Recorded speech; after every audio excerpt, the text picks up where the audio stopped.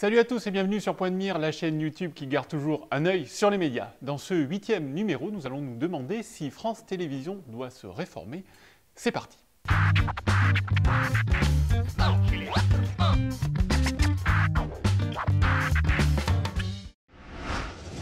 Une chose est sûre, la rentrée 2016 de France Télévisions est plutôt difficile. Les premières grilles des équipes de Delphine Ernotte ne sont pas vraiment des réussites en termes d'audience.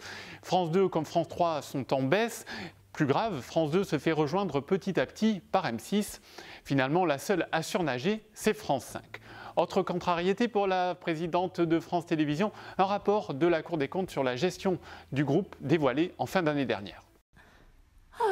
Ce rapport concerne principalement la présidence de Rémi Fimelin, décédé en fin 2016, donc la période de 2009 à 2015. Et le résultat est implacable, France Télévisions manque de rigueur budgétaire. Voici les principaux problèmes révélés en chiffres. 2,7, c'est en pourcentage la baisse des effectifs en 6 ans.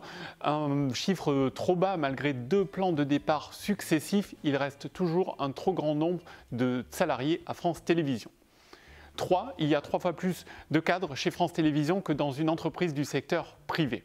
547, c'est le nombre de salariés bénéficiant de plus de 96 000 € bruts annuels. 25,7, c'est en millions d'euros le montant de l'absentéisme chez France Télévisions. 2, c'est toujours en millions d'euros le montant des frais de taxi en 2015. Ça doit être Agnès Salle, l'ancienne présidente de l'INA, qui a dû leur pirater leur compte. 2015 comme plan info 2015, c'est le nom de la réforme qui doit se traduire par la fusion des rédactions de France 2 et France 3 et générer des économies.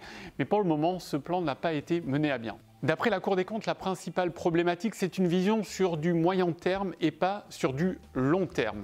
Mais il y a tout de même un chiffre encourageant.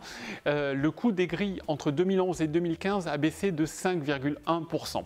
Un chiffre qui aurait pu être encore meilleur si 76 millions d'euros de programmes n'avaient pas été achetés sans être diffusés. Ça représente tout de même 9 mois d'antenne. L'autre bonne nouvelle, c'est un bénéfice net de 2,4 millions d'euros pour 2016. Un bon résultat à relativiser tout de même, car il est en grande partie dû à l'augmentation de la dotation de l'État de 26 millions d'euros. La Cour des comptes souhaite aussi une diminution du nombre d'antennes régionales de France 3 et un rapprochement de ce réseau avec celui des radios France Bleu.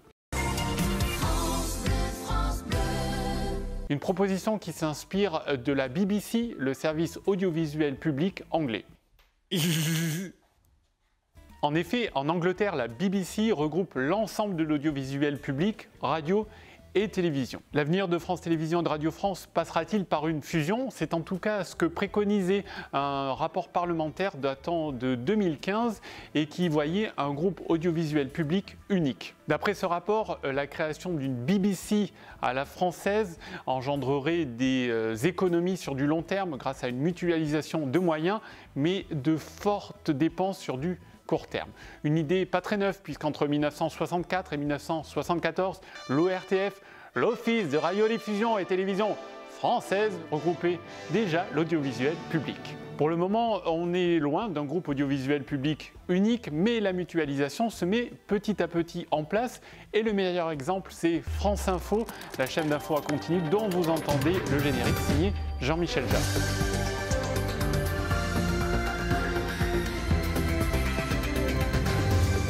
La chaîne d'info en continu, lancée en septembre 2016, réunit les moyens de France Télévisions, Radio France, l'INA et France 24. France Info a donc prouvé que la mutualisation des moyens était difficile, mais pas impossible. Peut-être le début d'une nouvelle étape pour le service public audiovisuel français. Merci d'avoir regardé ce numéro de Point de Mire. N'hésitez pas à nous laisser des commentaires et bien évidemment à vous abonner à notre chaîne. Vous avez des questions? Posez-les nous, nous tenterons d'y répondre prochainement. D'ici là, vous pouvez nous suivre sur les réseaux sociaux, car pour vous, nous continuons toujours à garder un œil sur les médias.